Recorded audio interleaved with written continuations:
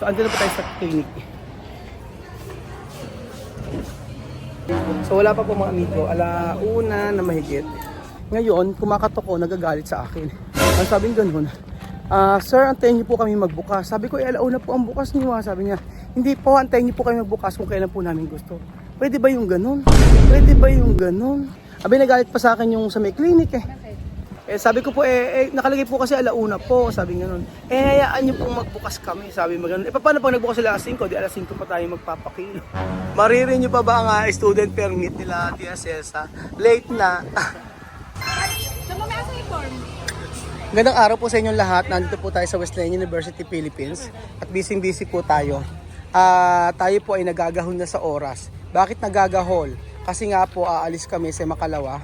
At kailangan, sabi ni Ma'am Lisa sa akin, ni Ma'am Lisa, ano daw, ay, sasamahan lang daw niya tayo, pwede daw maihabol ngayon yan. So, ano gagawin ito? Kopya? Kailangan pa ng kopya? Ilan kopya nito? Igalawa. Oh. So, biglaan po kami nagpunta rito, mga amigo, sa Wesleyan. At kailangan namin ayusin yung kailangan namin ayusin yung sa may permit nila dahil may expire na po, mga amigo. Aalis kami sa bukas ng gabi. Kaya kailangan maayos to hanggang bukas ng tanghali. Kaya nag-aapura kami. Ngayon po, nagpaseros muna kami para po sa kopya. Ngayon po, nakasando pa po ako, mga amigo. Kasi tinawagan ako ni Lenlen, sabi nga gano'n, nasa kanya na raw yung form para sa student permit. Iba po kasi ang student permit sa tourist po, mga amigo. So, every 6 months po, 6 months lang kasi binigay sa amin ng immigration para sa pag-aaral ng mga bata. O yung permit nila na makapag-study. So, may expire po siya, malapit na po siya ma-expire. Kaso, dapat, lalakayin namin sa Friday, kaso wala kami sa Friday. So, sabi namin, nakikusap kami, baka po pwedeng ayusin na ngayon. Sakto, kukunin din namin yung visa ng mga bata doon, yung tourist visa nila. Iba po yun tourist visa at saka yung permit. Ganun po. Medyo nagtataka lang ako kasi 1 year po yung binigay sa ibang mga bata dito na visa nila. Sa tourist samantalang yung sa mga bata, kila Sophie, 2 buwan. So every 2 months nagre-renew kami. Yun. So, nagulat si Ma'am Lisa, sabi sa akin, bakit gano'n? Bakit every 2 months daw yung renewal ng visa niyo? I-renew yung visa niyo. Hindi siya, hindi every year. Kasi iba mga bata raw na inaayos na yung student permit ay every year yung tourist nila na visa. Okay. Tapos, mga amigo? Ayan. Medyo mahirap lang kasi yung pagpa-prepare ng mga information. Kaya ang ginagawa namin, dapat ay yung dating kopya, hiniram ko muna kay Ma'am Lisa.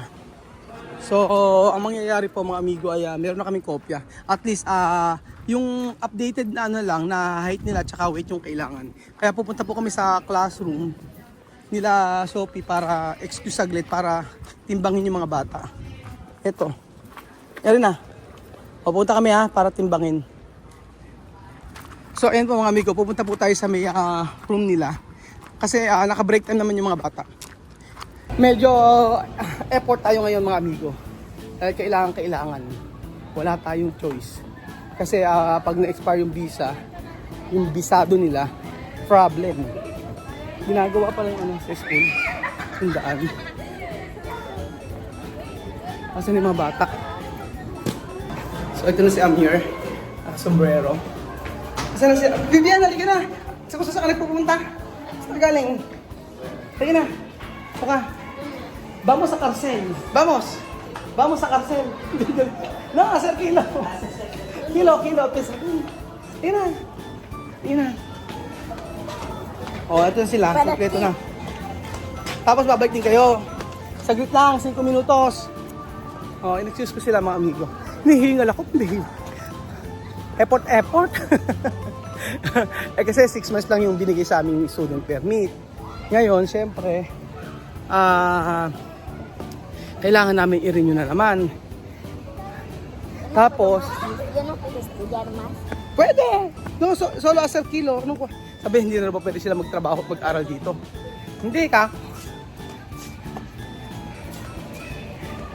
Ayan sila, Bibian. Sige na. Huy, kape daw. Ano naman sabi kinakain mo? Ba? Nagmerienda? Oh. Bibian, dali mo. Init. Si Ate Lenlen nyo, tsaka si Kuya Beljun, nag-pill up. Tapos, ako ang ayos ng, ano nila, ng timbang tsaka kilo. Kasi kailangan updated yung, yung timbang at kilo nila. Eh, tumaba sila. Tsaka nagtangkaran. Sabi ni Alima, hindi na ba ako makapag-aaral ulit? Kaya ganda na naman ay bonita. Kaya bonita. Ayusin na, ba-aral lang ito bisado? Para to. Ha? Para to. Bisado para to estudyar aking. Okay? Huwag ito no kaya estudyar aking? Yes, sir. Okay re. Alam ko ayaw mo na ba mag-aral dito? Sabi ko sa kanya gano'n. Hindi. Okay. Gusto. Sabi niya gano'n. Saglit lang naman eh. Importante eh. Tuwa maesta. Oh. Ano kaya timbang ng mga bata? Ano kaya yung height nila? Kailangan malaman. Kaya pinapawisan ng ano ko eh. Ay, iikot kami. Iikot. Okay. Sophie, ano? Ano yan, merienda? Ay, hindi ka na yata umiiyak ngayon. Ha? Ahora no llorar? Ha? Ayaw ngayon, hindi na iyak? Ha? Hindi na. Hindi na rin nang-aaway. Hindi na nang-aaway. Hindi na nang-aaway. Hindi na... Saan ba? Ah, ito.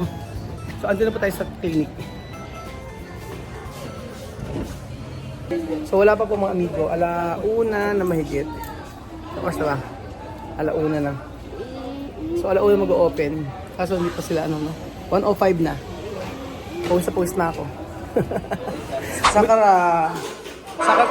Tanggalin sapatos. Tanggalin sapatos. Sophie, ikaw muna.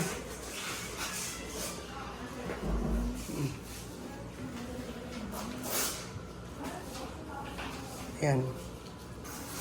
Ano kaya ang timbang ni Sophie ngayon? O Sophie, okay. Entra. Pasok sa loob. Dos piernas. Dalawang paa. So, 20 si Josepina. Huwag kang diretso ka lang. Si Josepina, 20 kilos.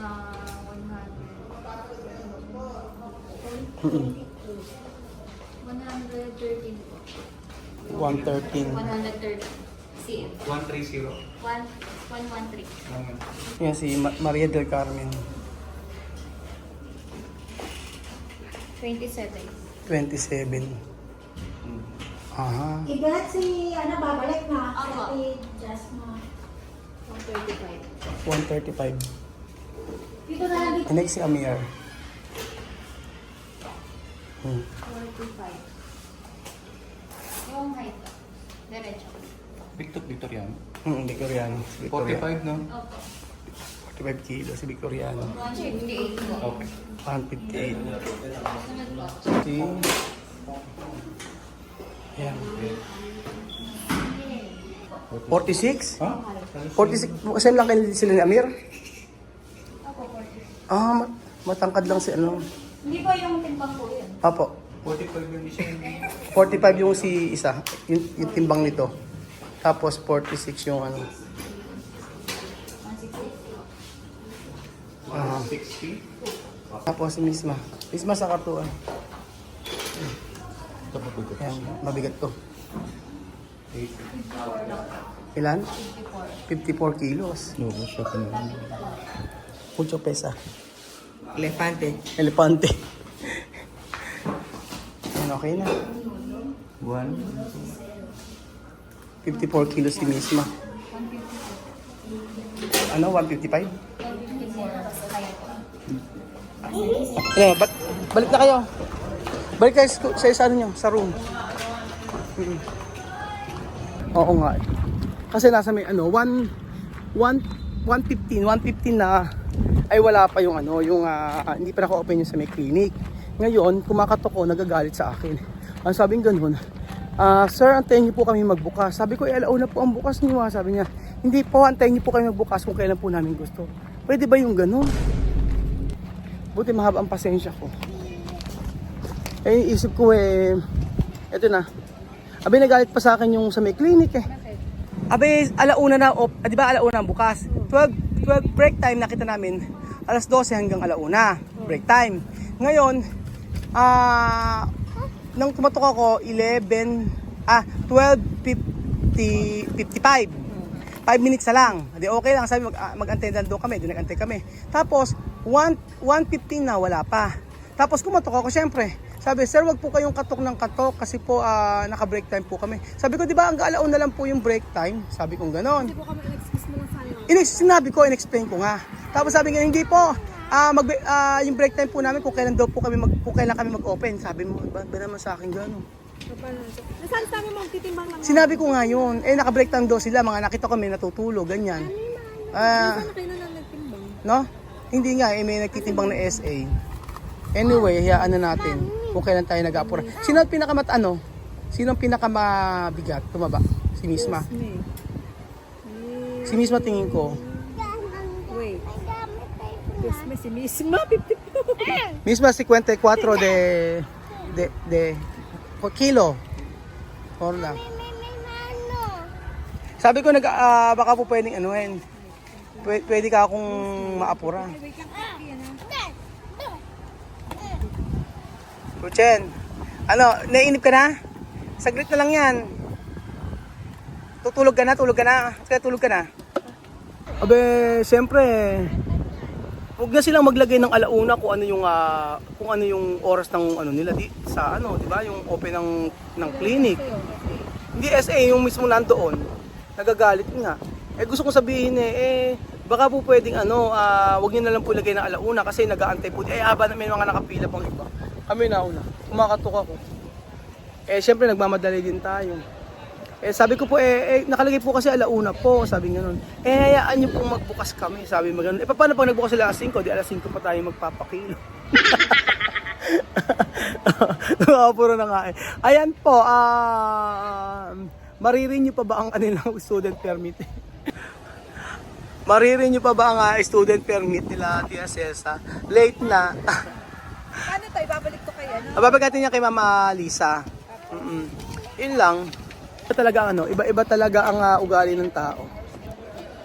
So, kahit dito sa university, maganda ang turo nila. Siyempre, meron din mga pagkakataon na ganyan na nakakalungkot. Abangan ng pasensya ko.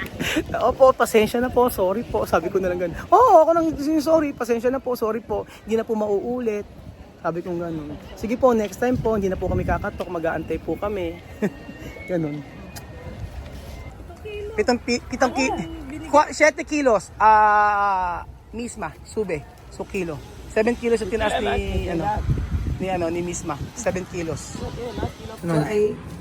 Nandito po tayo kay Ma'am Christy at inaayos po namin yung ano tawag ito, Ma'am Christy?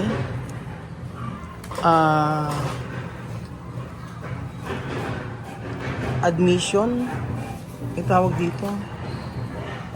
Ano po ito? Study permit. Study permit na. Very busy, Ma'am Christy. 2 oras ko na po siyang inaabala. Hindi naman po. Luisa.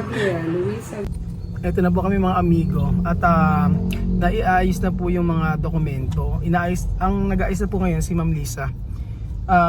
Para po mauna na raw kami sa sa Pacific dun sa may immigration para daw po kunin na muna yung mga bisado, yung mga bata kasi meron pang pipila pa sa form nila para sa student permit. Ganun po. Mauna namin kunin yung mga bisado. So maghapon na kami dito sa school at kailangan matapos to kasi kung hindi ma-expire na po yung expire na yung student permit. Pag na-expire hindi raw pala po pwede. Hindi ko alam kung ano yung mangyayari kapag na-expire. Pero kailangan maayos namin to ngayon. Pag hindi, expire na po siya. Hindi kasi naasikaso ng December. Gawa ng pagpatok ng January, noon lang namin alala na malapit na ma-expire. Pero inayos naman namin. Kaya lang, ngayon kasi apurahan. Nagtagal ako sa kay Ma'am Christy kasi yung mga detalye nagkamali-mali. So, chinek ko isa-isa. Buti na lang naayos naman. Ang oras ngayon ay mag-aalas 4 na at hanggang alas 6 yung sa may immigration. Dapat maiyan namin yan. Ma-submit namin agad ngayon. So, pag hindi, nga. Pero maaga pa. Mag-aalas 4 pa lang eh. Huwag lang traffic. Deta Samse, vamos. Okay pa si Cesa. So, nandun na po kami sa may mall. At nakahanda na po yung namin, mga papeles. Si Ma'am Lisa po ay nandun na. Nauna pa pala sa amin. Bilis nila, baka nakamotor. Kaya ganun. So, hapon na. 4:30. 4:30 ng hapon. Medyo TSS nyo ay Amerikana ang peg ngayon. Cansado! Cansado pero fuerte. Cansado pero fuerte, sabi nga ni TSS. Andito na po kami mga amigo. Ayan, nakaabot pa kami. Nandito pa rin po kami mga amigo at inaayos po namin yung inaayos pa po namin ni Ma'am Jem, ni Ma'am Lisa. So, ayun, medyo mahirap ngayon dahil kasi kailangan sunod-sunod talaga siya. Nung nakaraan, ibay nababago, bago rules. Okay lang, maaga pa naman. So, ang sarado pa nila yung 6:30. So, okay pa rin, makakabot pa rin kami. Ang oras ngayon ay alas 5:30.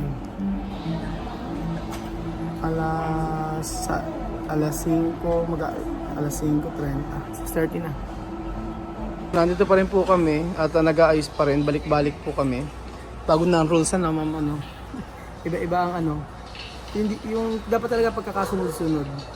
So, lahat ng requirements dapat sunod-sunod pagka ipinasa mo. So, alam na alam nila yung yung pagka may mali. Kaya medyo natagal lang. Pero sure na yan, last na po yan, Ma'am Ma'am Lisa. Yes, okay. Okay na. Ilang beses ng chinek. Ayan po, pumipirma na po si Tia Celsa ng katunayan na siya po ay magpapain ng 1 million para po sa magpapain ng 1 million kasi overstay ng 3 years. Hindi, pipirmahan para siya na pumirma, siya ang nanay para sa resibo yan. At siya may cansado? No, pwede cansado kung ano to, tiene oro. Oro. Huwag cansar cuando es cosa de valor. Eso de lo mismo en la escuela de valor. Hindi rin siya pwede mapagod, sabi ni Tia Celsa. Hindi siya pwede mapagod dahil ito ay cosas de valor. Ano yung valor? Buhay, no? Cosas de valor. Valor, interesante. Importante. Oo. Hindi rin dapat napagod kapag ka-importanting bagay, sabi ni Tia Celsa. Kaya kahit maghapon kami dito, masayang-masaya pa rin siya. Basta nakaporselas po siya ng 2, 4, 6, 7. Pitong hilera. Tapos naka-gold. Ayan. Naka-LL. Ni kala mo na yan nakain. Nakakapagod po na araw. Tsaka may kansado. No cansada. Kontenta. Muy contenta. Terminado. Ya está. Yes ta. Salamat po mga amigo. Nakakapagod na araw. Balik-balik kami. Xerox, todos. Tama Aki. Maraming salamat po sa panood ng video na to. Grabe. Ito yung pinaka-nakakapagod na pag-aayos namin ng papel sa talang buhay ko. Sa buong pag-aayos namin, ito pinakamahirap mga amigo. So, masaya pa rin siya. Kontenta. Muy contenta. Kontenta. Bang. Ano? Chan. Terminado. Kaya hindi biro mga amigo. Ang pag-aayos ng mga isipin nyo mula umaga hanggang alas 6:30, nandito po kami. Sumakit na yung mga tuhod ko. Kasi papaserox, ganon. Hindi magkakasabay-sabay kasi may mga kailangan, may kulang pa pala, ganon. Nung nakaraan, sinamahan kami na tinulungan kami. Ngayon, kami na lang. At saka si Ma'am Lisa. Pero okay naman. Natapos po tayo. Ang saya-saya. Ay, tulog ako. Gutom na gutom. Wala pang lunch. Pero okay lang. Importante mag-aral ng mabuti mga bata. Mag-aral ng mabuti. Salamat mga amigo at God bless.